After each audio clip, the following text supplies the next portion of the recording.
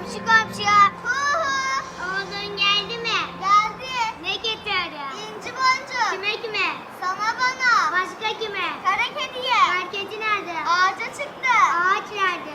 Balta kesti. Balta nerede? Suya düştü. Su nerede? İnek içti. İnek nerede? Dağa kaçtı. Dağ nerede? Yandı bitti kül oldu. Yandı bitti kül oldu.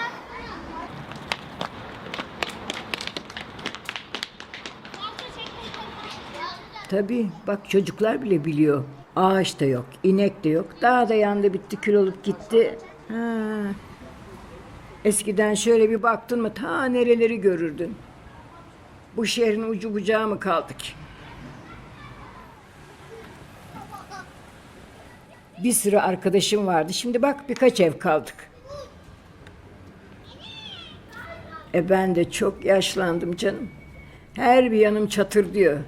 Ha, öyle biraz bir bakanım olsa, biraz böyle avlasalar, pullasalar, oram buram boyasalar daha çok yaşarım ama kimsenin de benden uğraşacak mecali kalmadı ki.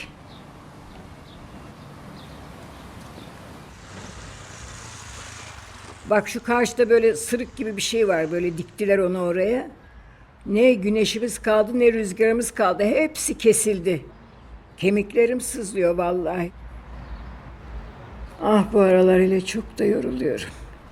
Onu her şeyi de unutuyorum. Ha işte yaşımı diyeceğim sana onu da unuttum.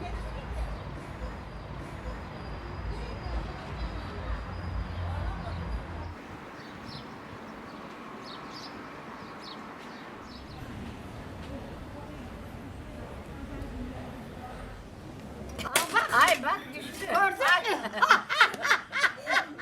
Nazar değdi. Hayırdır ne diyorsun? Yazar Hamza görmedim.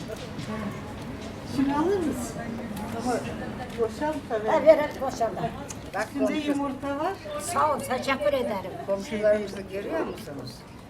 Hepinize ki buradan. Ay inşallah.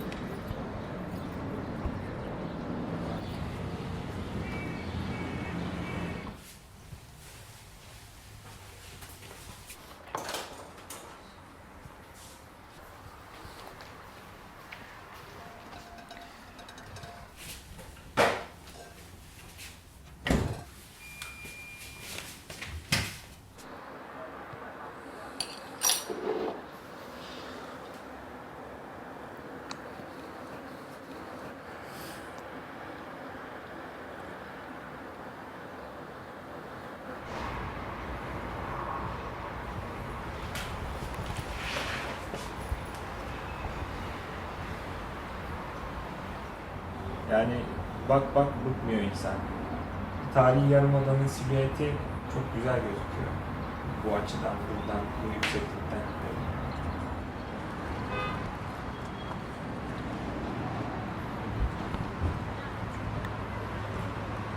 Her bir evin içinde ayrı ayrı neler olduğu, nasıl yaşamlar olduğunu merak edip tahminler yürütmenin, seyretmenin de çok büyük bir zevki var.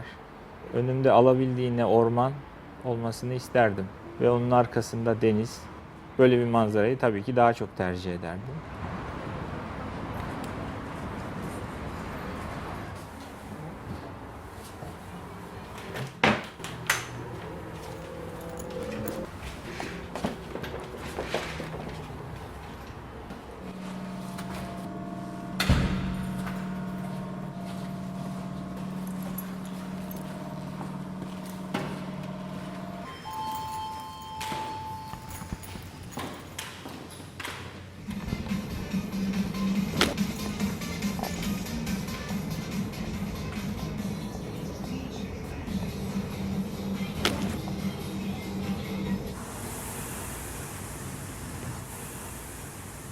Bu bina ve bu sitenin bu olanakları benim hayatıma çok büyük artılar katıyor. Düzenli olarak her gün yüzebiliyorum. Aletli jimnastik yapabiliyorum. Ve çocukluktan beri yıllardır yaptığım kürek sporunun simülatörünü burada kullanabiliyorum.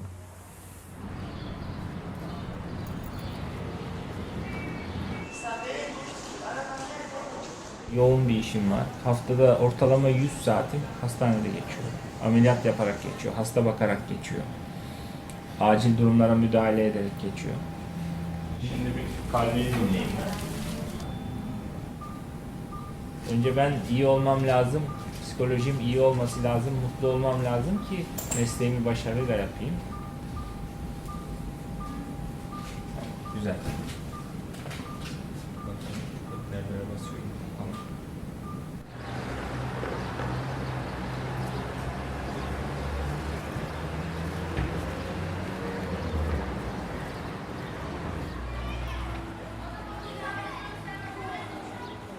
Bak eskiden bu işte kocaman lenduha gibi şeyin yapıldığı yerde şeftali ağaçları vardı. Her yer yemyeşildi. Yollarımız falan kötüydü, köylük gibiydi ama şendik.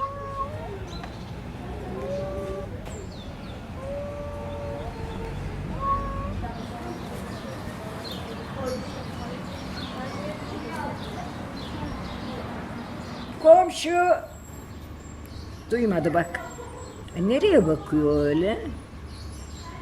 Üst sokaktaki komşum Aleaddin. 2 katlı bahçeli bir ev vardı da sattı bir müteahhide.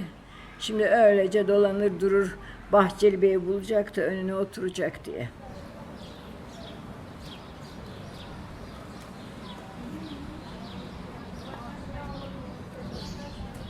Daireyi müteahhite verdiğimiz zaman yerimizi ben hüngür hüngür ağladım. Gece sabaha kadar uyuyamadım. O 2 katlı evim gidiyor, yıkılıyor. Yıkılıp yerine işte apartman yapılacak. Çünkü biliyordum güzel yaşantıyı ben devam ettiremeyeceğim.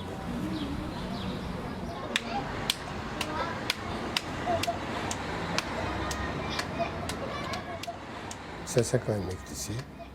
Yaşım 72. 49 senesinden beri o canım yeşilliklerle çocukluğumuz geçti. Çok çok mutluyduk.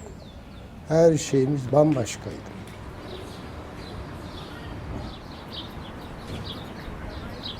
Fiko! Fikret! Ali ayağa kaldıracağım. Neredesin oğlum ya?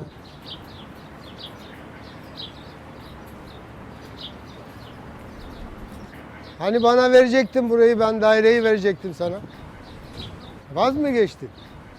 Cızbız, bir de rakı içeyim 2 duble. Allah! Hayat bu işte ya. Fasulyenin güzelliğine bak. Vay vay vay vay.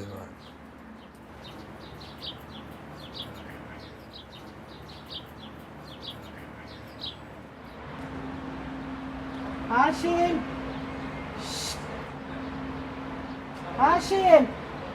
Hastaneye niye gitmedi? Ay sakallar kesmeli güzel oldu. Şerefsiz. Bana bak canım bana. Sana baka baka doymadı mı 47 senedir? Bana iyi bak. Yeter. Bir daha benim neslim bitti, fosilleştim ben. Bulamazsın böyle bir aşk. Yeni aşk bulurum ben de kendime. Ha. Bulamazsın. Zor bir şey mi? Mümkün yok. Onun için kıymetini bil.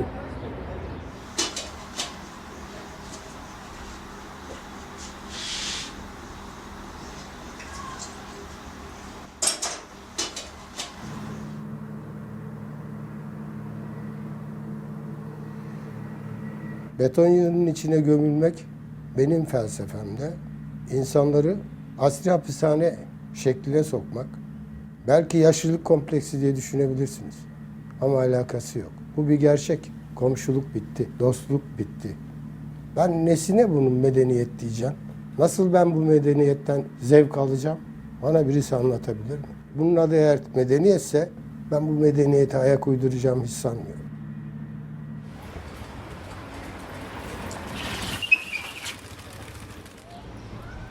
Daha modern, daha lüks, daha rahat diye insanları sefertası gibi dizdiler. Yan yana olmayı, yaşamayı kimse beceremedi. Bu apartman dedikleri hasbayı anlatıyorum size işte. Bütün işi millete ayrı gayrı düşürmek oldu. Önce o yaptı yapacağını. Şimdi kimse görmüyor birbirini artık. El oldu tüm komşular. Berber, sobe. Gelme. Neyimiz var, neyimiz yok, kim hasta, kim öldü bilirdik. Kederimiz de, sevincimiz de birdi. Kapımız sonuna kadar açıktı. Ha bak şimdi hepsi sımsıkı kapalı. Her birimize çelik kapı taktılar. Bende de var o musibetten. Mengene gibi sıkıştırıyor. Tüm günde kapalı nefes alamıyor içim yahu. Ha bir de şu pimapen dedikleri baş belası ha. İçim çürüyecek vallahi. Pencerelerime demir taktılar. Ay utanıyorum yahu, saklayacak bir şeyim varmış gibi.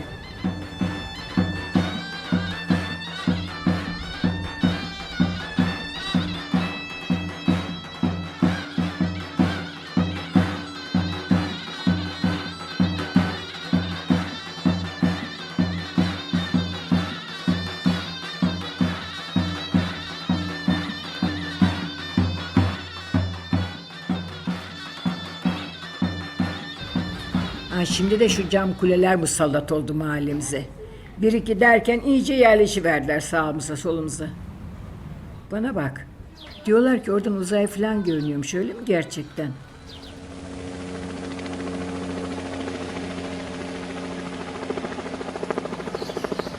Bak bir şey soracağım sana. Şu başı göğe değene girebildin mi hiç? Ay, insan ne yapar o kadar yüksekte? Başı dönmez mi hiç? Ben görünüyor muyum acaba oradan ha? Yok be, zannetmem. Zaten görünsem de kimse bana bakmaz.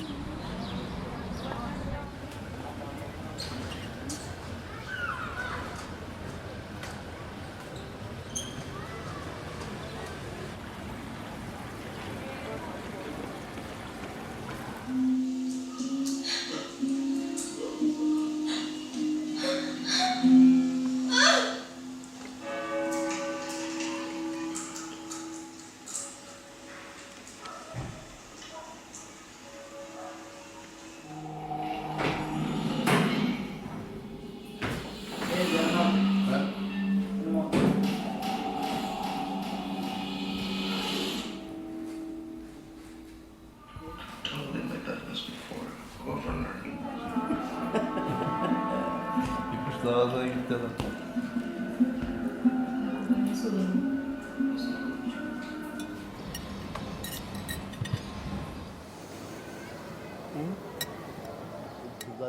Sitede yaşamayı seviyorum.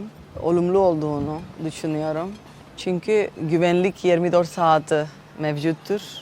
Mesela kimse görmek istemediğim zaman kapıyı kapatabiliyorum. Sohbet etmek istediğim zaman dışarı çıkıp da herkes bulabiliyorum. Anne tecavüz yapmışsın. Benim eşim Mustafa. Annemle birlikte yaşıyoruz. Mustafa da siteler yapıyor. Anne bardaklar karıştı, çaylar ne oldu bilmiyorum. Buraya gelen insanları da eğitim seviyesi de yüksektir. Paylaşabilecek insanlar bulabiliyorum.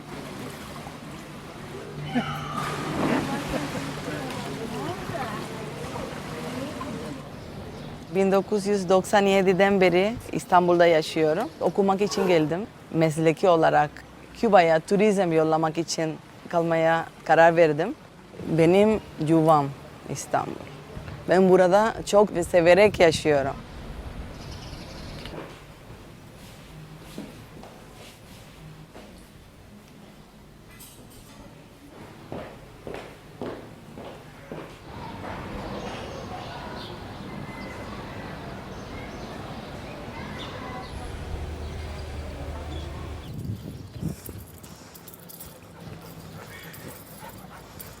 Gel.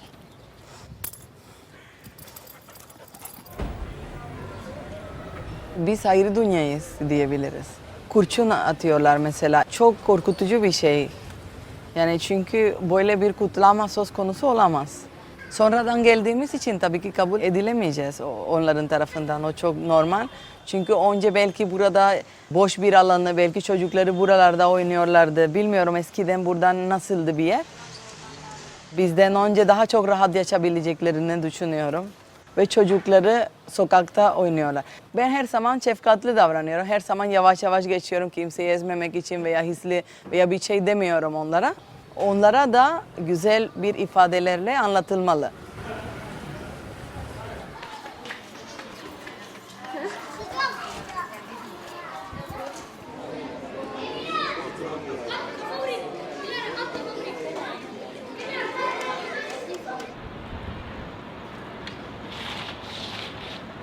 İnsanlar sokakta oturmayı seviyorlar. Sanki köydeyiz buralarda, buraya gelince köyde hissediyorum kendimi.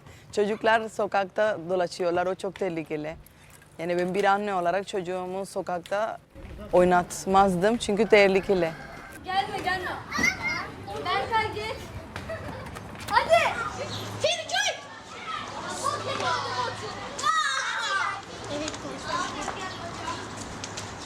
Tehlikeli tabii canım. Olmaz mı? Oynayacak yer mi bıraktılar çocuklara? Sokağından geçtim, kapısının önü bile kalmadı. Ne yapsın şimdi çocuk yani? Oturup evde kabak gibi mi büyüsün? Önceleri ne güzel bahçesinde, evinin hemen önünde oynardı. Sen kafanı çevirsen çocuğunu komşun gözlerdi. Bir de şu karşıya bak. Ölü gibi. Çocuk sesi bile yok. O çocuklar nasıl o kadar uslu duruyorlar? Ay ben orada hiç çocuk da görmedim. Kız yoksa oraya çocukları almıyorlar mı?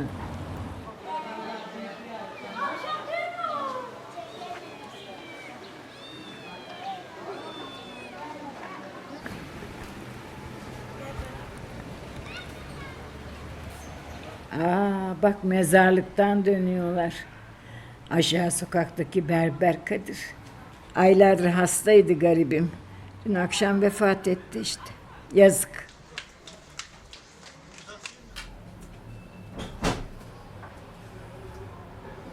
Sevinç mi o? Sevinç ya.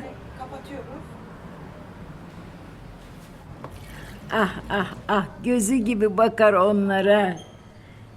Sevinç yıllardır yalnız yaşıyor ama hiç yalnızlık çekmedi. Konu komşu onu bırakmaz ki.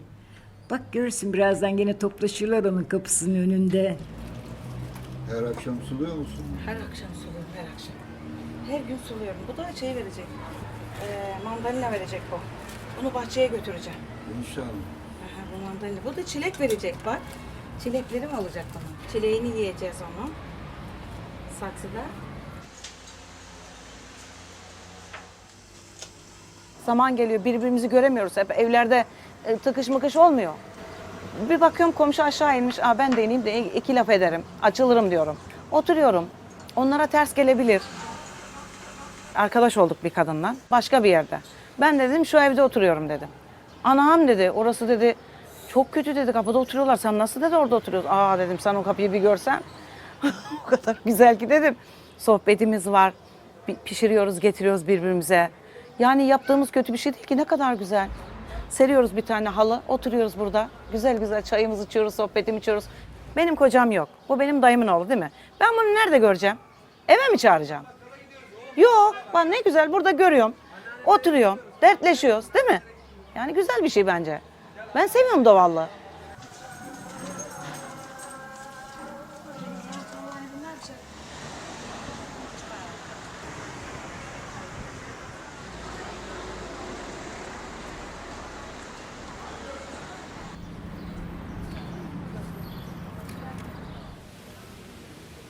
Baksana şuna nasıl da kendini beğenmiş. Her tarafı cam ama hiçbir şey görünmüyor. İçinde yaşayanlar da bu yana bakmadan geçiyorlar. Ayol insan bir merak etmez mi komşularına, bir selam vermez mi? Zaten şu kanalı da aramıza koydular. Üstüne de tel örgü çektiler ki uzak duralım. Bir sürü bekçisi var, kimseyi yanaştırmıyorlar. Ay mümkünü yok sokmuyorlarmış ya. Kale gibi mübarek.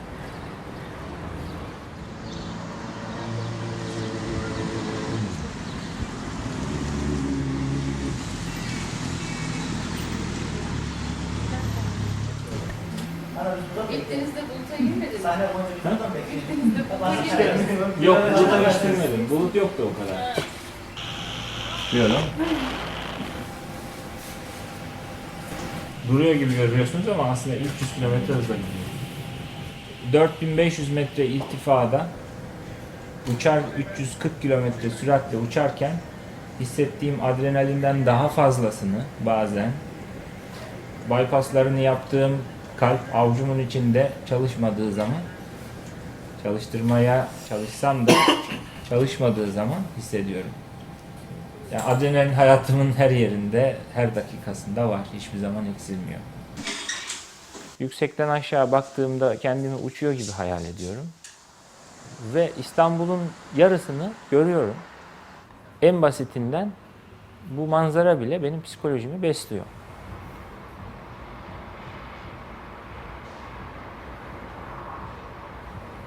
Bu karşıdaki binalar aslında benim komşularım. Ben daha yeni bir komşuyum. Onlar daha yerleşik. Onlar benden kıdemli komşuluk ilişkilerinde. Çok fazla iletişimimiz yok. Aramızda yol ve dere var. İncecik bir yolu ayıran iki ayrı yaşam şeklinin birbirinden bu kadar alakasız olması tamamen İstanbul'un hızlı büyümesine, şehirleşmenin belki de kontrolsüz ve hızlı olmasına bağlı. Çok farklı sosyoekonomik seviyelerden olan iki ayrı grubu yan yana bu kadar getirmemek gerekli mi? Belki de gerekli. Yani şehirleşmede bunu da düşünmek gerekiyor.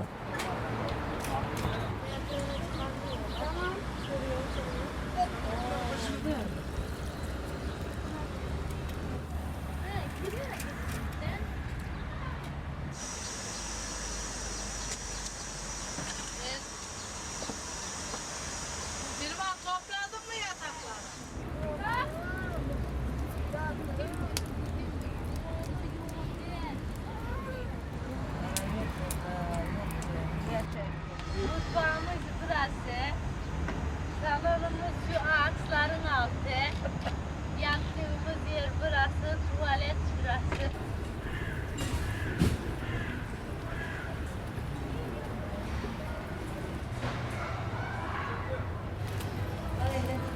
Görmüyor, tanışmıyor, oturup sohbet etmeyince.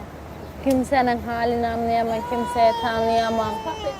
O yüzden işte fazla bir komşuluk yok. O orada, ben burada. Benim ne olduğumu biliyor. Beni dıştan görüyor, pislik diyor. Yani oturup da benimle konuşmaya değil, yanıma yaklaşmaya bile korkuyor. Şuradan yoldan geçerken koşarak gidiyorlar. Sanki biz yiyecek gibi. Orada yaşamak istemezdim. Çünkü orada yaşarsam insanlığımı unuturdum. Çünkü orada yaşayanların kimisi unutmuş. Markete bile giderken seni öyle bir hor görüyorlar ki oraya yaklaştırmıyorlar ya. Sanki onlar da özel bir insan ya. Sonuçta o da annede babada oldu. Ben de annede babada oldum. Ayırdım yapıyorlar. O yüzden orada yaşamaktansa burada böyle pisliğin içinde yaşarım daha güzel.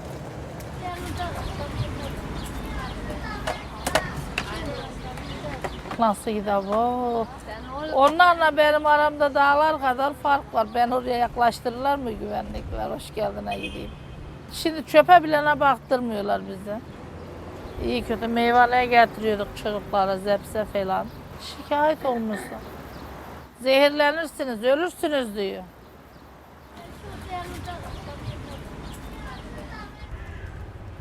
Şuraya havuza giriyorlar. Bazı şuralarda seyrediyorum canlı. Allah diyor, bunlar niye böyle soyunmuşlar diyor. Ve esmer esmer insanlar, kara kara insanlar diyorum, şuna bak. Allah'ım ne biçim yarattık bunlar diyor. Erkeğe de, bayanı da cılıcıplak yap. Kendi kendime bayağı utanıyorum, kızışıyorum ben.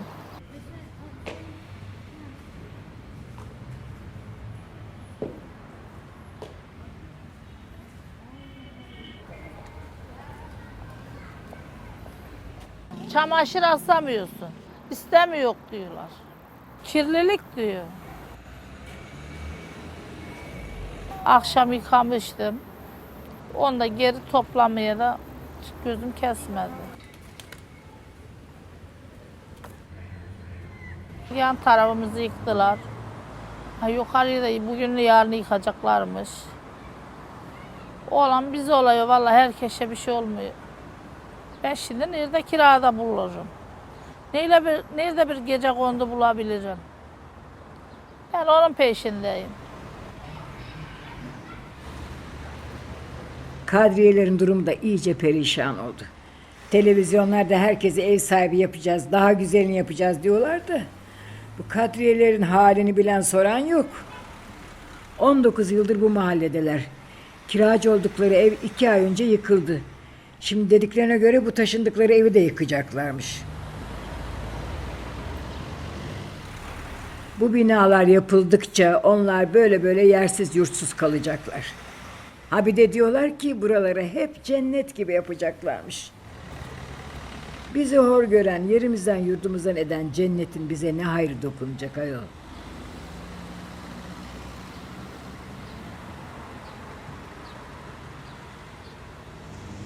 Ondan küçük bir parça verdim. Ben de bir zamanlar dar gelirli bir ailenin çocuğuydum.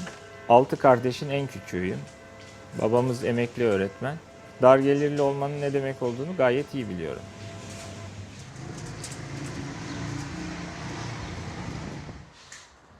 Ben hayatımın 2 yılını da mütevazi bir köy evinde yaşayarak geçirdim. Köylünün sorunu neyse onlar benim de sorunumdu. Evimde soba yakıyordum. Gündüz Erzincan Devlet Hastanesi'nde kalp cerrahı olarak çalışıyordum. Hafta sonları da çiftçi olarak çalışıyordum.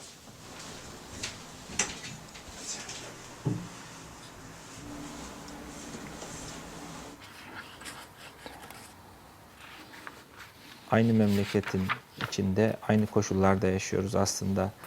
Sadece oturduğumuz binalar birbirinden biraz farklı. Yaşam koşullarımızda birkaç fark var. Ama aslında birçok ortak noktamız var.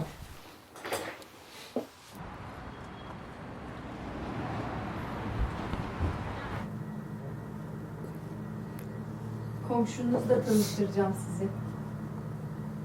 Valla ben şahsen istemem. O sizi ziyarete gelebilir mi? Gelirse de zevk alamayız ki birbirimizden. O kadar farklılığımız var ki neyi konuşabilelim, nasıl anlaşalım, zorluk çekeriz. Ne o tedirgin olsun ne de ben tedirgin olayım. Bana tepeden bakan komşu zaten beni tedirgin eder. Ne düşünce farkımız birbirimizi tutar ne de kişiliklerimiz.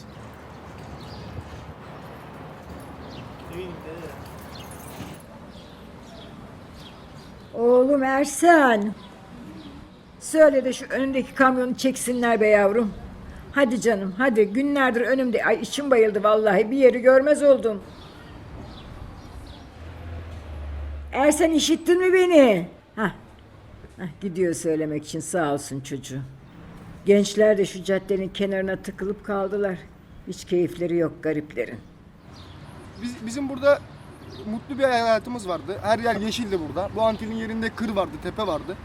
Burada arkadaşıyla oturmak isteyen bir misafiri geldiğinde, evine götüremediğinde orada gidip bir şeyler paylaşabiliyordu.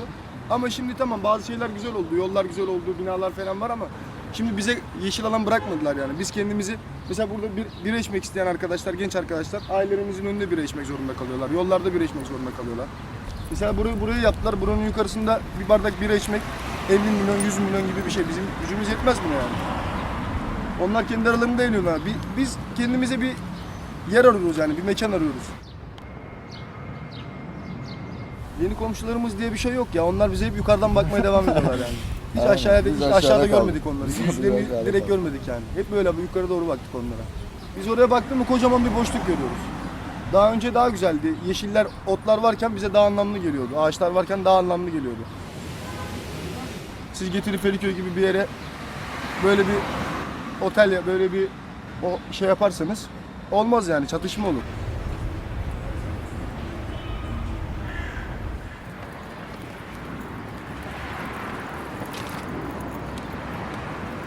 Bir kere burnunun dibindeki insanla hiç iletişim kurmuyor olmak kesinlikle doğal değil. Belki de biraz şehir hayatını da suçlamamız lazım.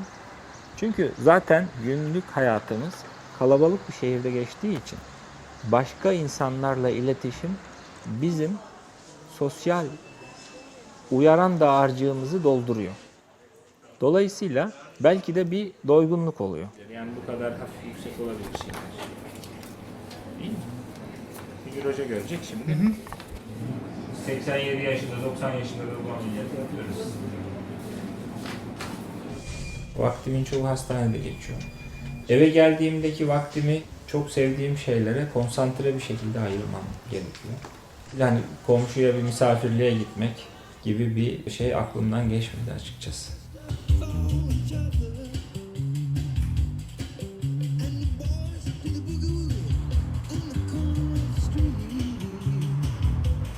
Bu eve taşınalı 2 yıl oluyor. Komşularımın isimlerini bile bilmiyorum açıkçası.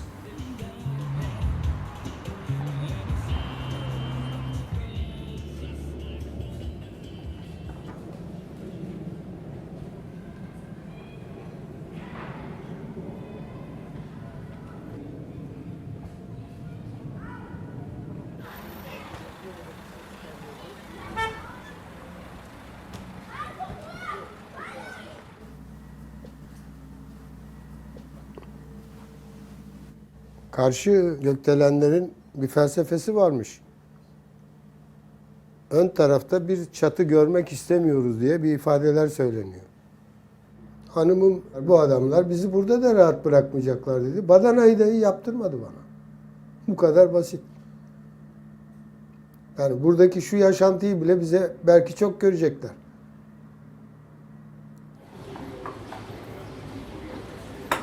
Burada da bir yapılaşma olacak. Mutlaka o gecekondular yıkılacak.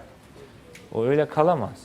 O gecekonduda yaşayan insanların bir kısmı kendi tercihleri olmak koşuluyla orada kalacak, bir kısmı başka yerlere gidecek. Yani olması gereken çözüm bu.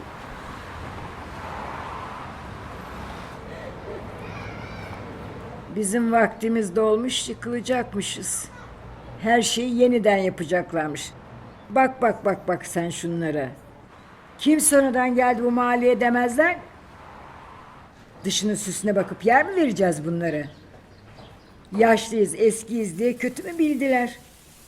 Bize de o kadar masraf yapsınlar. Bak biz de nasıl süslü, güzel oluruz. Yok yavrum, yok yok yok. Hepimize dokunacak zarar ziyanı bu halin ya, dur bakalım. Ya bu sonra alırım. Ucuz ya. Tamam bozuk yok. Sonra alırım hocam. Şehir merkezinde veya belki tarih eser kaydılı yerlerde yaşıyorlar ve tadilat edemiyorlarsa doğrusu olan devlet tarafından alınacak, o yerleri restore edilecek, müze olarak değerlendirecek. Mesela bu kelime çok ağır olabilir. Orası temizlenmeli, yeniden yapılmalı.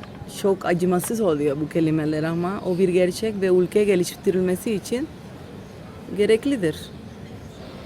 Şehir tam merkezinde turistik bir bölgede UNESCO tarafından koruma altında alınan binalar içerisinde yüzlerce insanlar yaşayıp çamaşırlarda, balkonlarda dizilmeye uygun bir yer değil. Çünkü kentin merkezinde yaşamak pahalı. Bu bizde de pahalı, Paris'te de pahalı, başka yerde de pahalı. Kent yaşamı pahalı. Herkes orada da dışarıda yaşıyor. Bu doğal bir şey.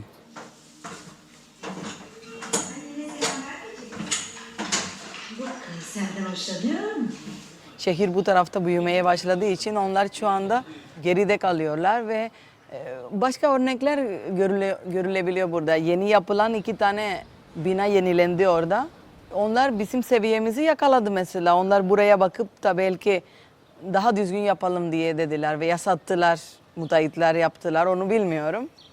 Onlar temizlenip yeni bir hale gelmesi lazım. Onların da o yaşamdan başka bir yaşam olduğunu, daha düzgün bir hayat olabileceğini göstermek lazım. Şimdi tamam onlar belli kafada hani düzenlerin bozulmasını istemiyor. Ya o kötü evlerde yaşamaya devam ediyorlar. Şu anda kendilerini mutlu sanıyorlar ama hani baklava yemeyen tadını bilmez. Ben farklı fikirliyim. Yani etrafındaki yaşayanlar mesela orada yaşayan komşuları farklı bir geliri var.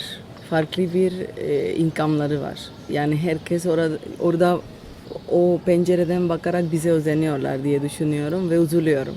Galiba bu bir devlet politikası olması gerekiyor. O insanlara farklı bir fırsatlar tanımayaları gerekiyordu. Belki şehir yenilenmesi onlara olumlu bir yere getirebilir. Ben farkında farkındayım. Onlar memnun değil yani bu hayattan ama yani yapacak bir şey yok. Ya onların balkonu bile yok. Yani kapılarını bırak, balkonu bile yok onlar. Yani nasıl bir hayat yaşıyorlar ben anlamadım yani. Hakikaten balkonları bile yok. Ya çok küçük diyor. Çok sıkıcı evler.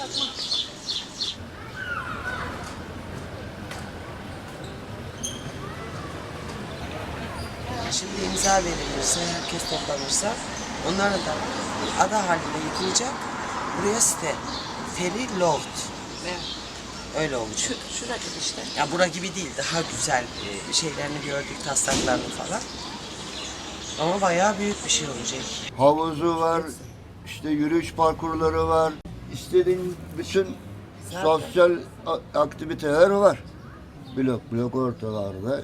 Yani muntazam bir yani şekil alacak. Evimiz çok büyük. 165 metrekare burayla birlikte. Ama bize vereceği 1+1. Ama biz ona razıyız. Çünkü ben burada oturmasam, orayı satsam 350-400'e ben istediğim gibi başka bir yerden gene 3 oda bir salon bir ev alabilirim. Site olmaz da normal bir daire olur. İstanbul olmaz dediğim gibi Yalova olur. Güzelsin. Öyle bir güzel site daha nerede bulunacak? Sabaha yani, kadar imkanı burada yok uyumuyor. yani. Sadece çocuklar değil, arabalar geçiyor. Sarhoşu bağırıyor, ayyaşı bağırıyor. Bunu lüks bir semtte siteler olduğu zaman bunu yapabilir mi? Yapamaz. Ay duydun mu bak. Sevinçler de gidiyorlarmış. Vah vah vah. Eltisi hevesliydi de Sevinç gitmez diyordum.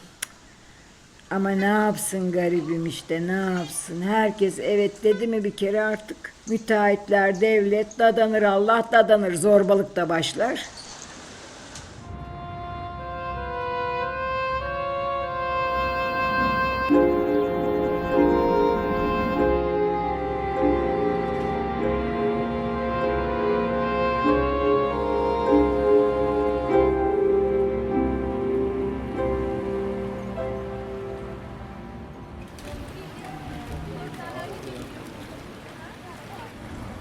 Bir yaşam biçimi oldu siteler. Çünkü bir etkinliği olmayan, yani havuzu, otoparkı, fitness'i olmayan bir site artık kabul görmüyor.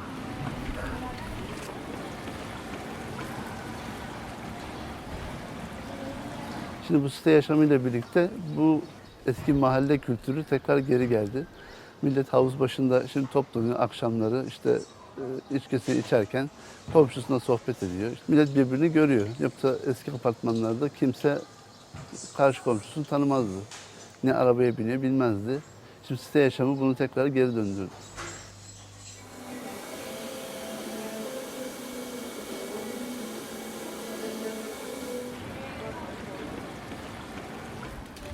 Tebrik etmek lazım buranın müteahhitini, mimarını.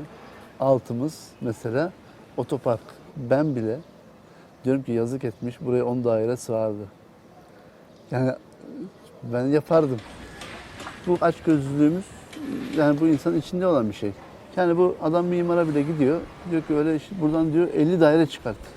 Mimar ona diyor ki ya buradan 50 daire çıkmaz, 40 daire çıkar. Çıkar diyor. İlla ki ona baskı yapıyor. Oradan 50 daire çıkarttırıyor. İşte ufacık odalar, ufacık banyolar, dönülmez mutfaklar. Kendi yaşadı desen yaşamaz. Büyük yatırımlar yapıldı. Çok ilerledi. Türkiye bu konuyla ilgili bir numarada.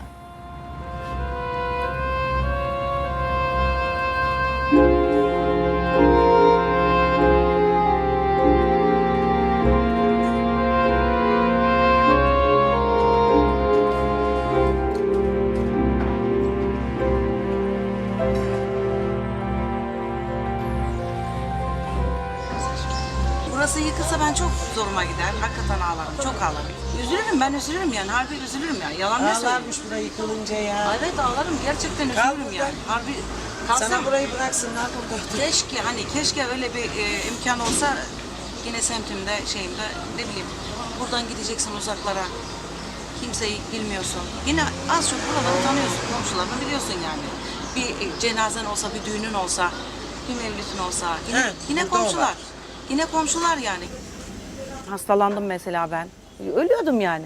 Aldılar götürdüler beni doktora. Getirdiler, ilgilendiler, yedirdiler, içirdiler. Bunu bir sitede bir yerde yapabilir miyim? Evet güvenlik çağırır, ambulansı götürür. Ama buralar değişsin. Buralar gecekondu kalır mı? Bak 5 dakika Nişantaşı. Etiler öyle. Beşiktaş öyle. Yani o kadar yakın. Neden bizim karşımız siteyken biz böyle kalalım? Bana ters. Eskinin modası apartmanlardı. Şimdi rağbet sitelere. İhtiyacımız var mı, bize uyar mı diye düşünen yok ki. Hele evleri yapanların hiç umuru bile değil. Buradakiler ne yiyip içerler, nerede işlerini görürler, neyi severler, neye kızarlar. Kim düşünüyor onu? Yok canım, yok. Ya her çatısı duvarı olana ev mi diyeceğiz? Baksana şunlara. Aynı betonlardan yapıp duruyorlar her yana.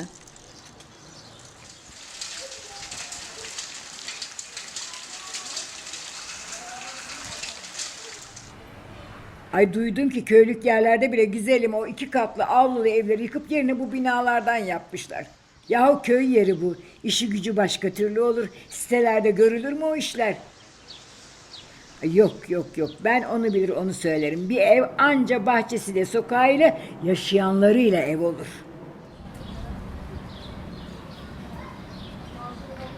Dairenin çokluğu bazı göz boyama usulüyle insanlar kandırılıyor.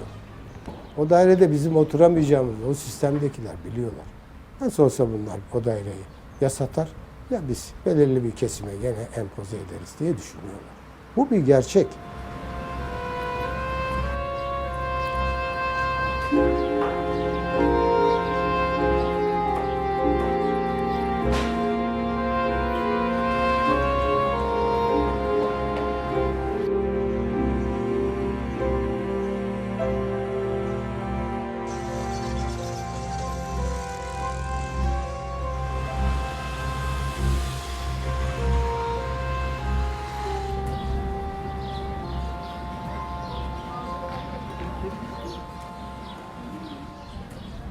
İnsan bir ağaç gölgesi, bir çiçek kokusu, bir kuş sesi istemez mi?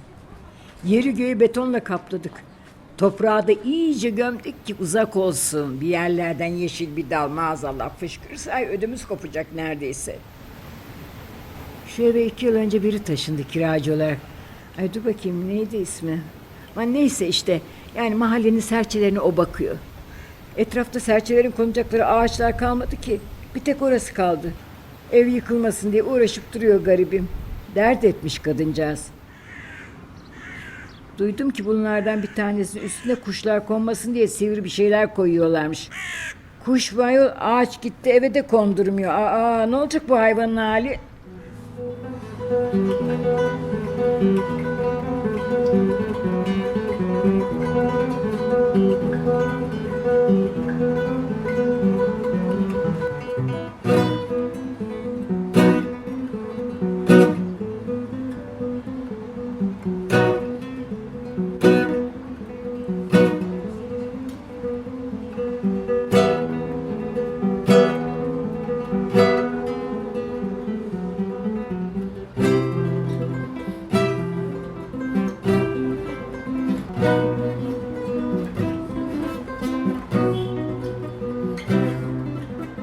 Umarım burası da birkaç ağacı keserek, yeşil bir alanı yok ederek yapılmamıştır. İnşallah böyle bir şeydir.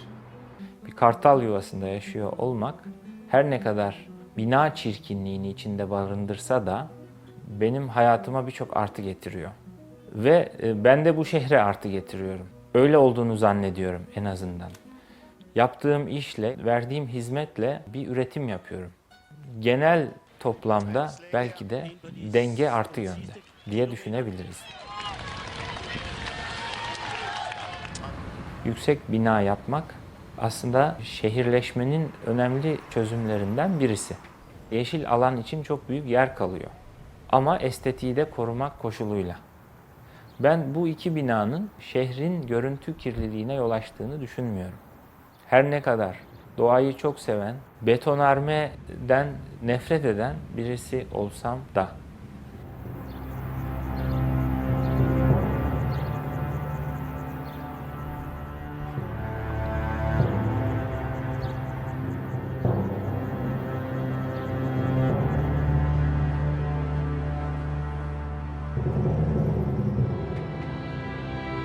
öldürmeyen ve süründüren bir hastalık. Kronik obstrüktif akciğer hastalığı. İstanbul'un hastalığı buna benziyor. Yani bir kirlilik var, bir kaos var, bir türlü çözülemiyor. Küçük geçici çözümlerle iyilik hali sağlanabiliyor ama hastalık hep devam ediyor. Umarım kronik obstrüktif akciğer hastalığının seyrinin sonunda varılan nokta olan ölüm İstanbul'u da beklemiyordur.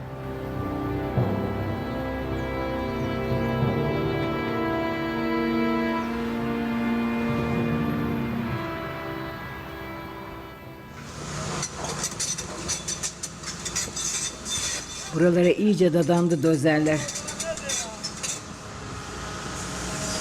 Sağım solum her yanım satıldı.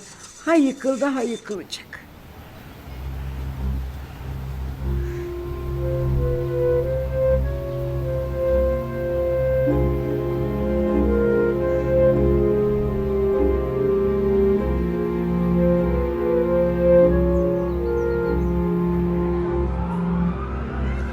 Gördün mü bak.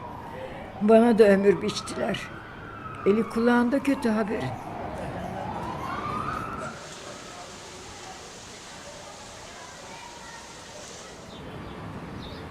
Benim bir param olsa bir gecekondu alırım. Bak, şahane bir gecekondu alırım. Güzel bir çeviririm. Güzel ağaçları dikerim böyle. Oraya bir hamak kurarım. Oh, orada var ya kafamı dinlerim. Ne kadar güzel. Benim hayal ettiğim mahalle işte 2 katlı bir ev. Bu imrendiğimiz Boğaz'daki 3 katlı güzel villalar var. Yani o şekilde o ev içinde o zenginler o dokuyu bozmadan, kentsel dönüşüme ayak uydurmadan nasıl yaşayabiliyorlarsa biz de onu da yaşayabilseydik. Bunu bize çok gören sistem artık bunun düşüncesini ve takdirini ilgililere bırakıyor. Hadi, yoruldun sen. Gel. Herkes kentleşme istiyor ama kente geldiyse yani toleranslı yaşaması lazım, eğitilmesi lazım herkese.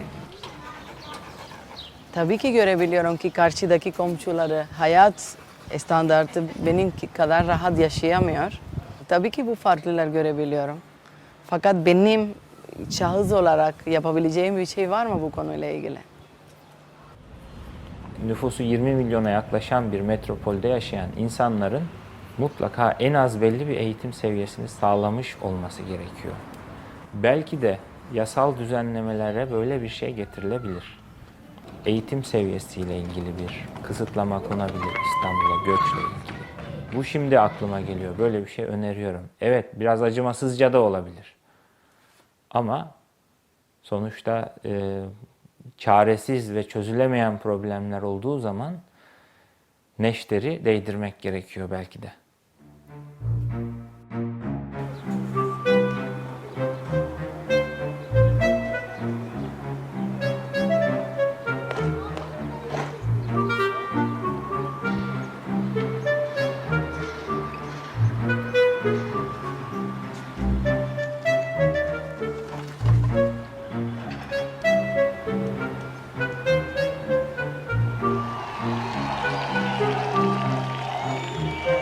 Çevre ve Şehircilik Bakanımıza teşekkür ediyoruz. Hazır mıyız? Bayraklarımızı indiriyoruz. Ellerimizi bir görelim bakalım eller. Eller. Vakit tamam. Eserleriyle konuşan lider. Kentsel dönüşümün öncüsü. Genel kalkınmanın mimarı. İstanbul'un efsane başkanı.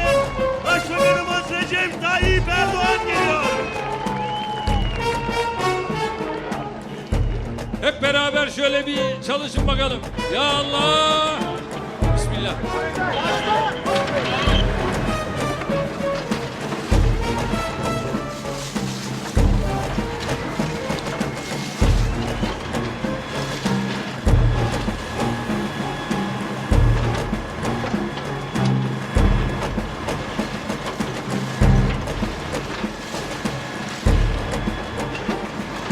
Yıldız tabii bayağı hazırmış. Balonları uçurdu.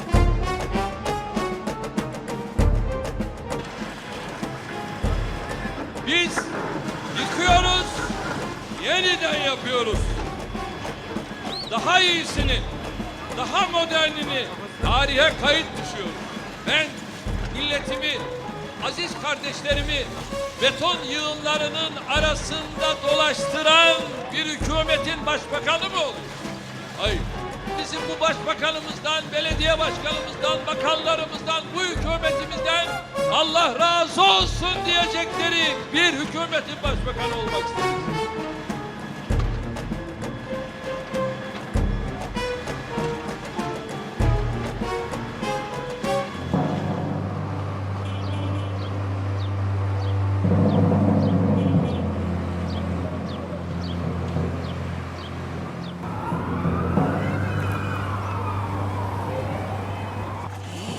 Ses mi geliyor? Ha, görüyor musun bir şeyler? Ay. Ay dozer sesi sanki, ne oluyor ya? Ne oluyor? Ah. Ay, onlar mı yoksa?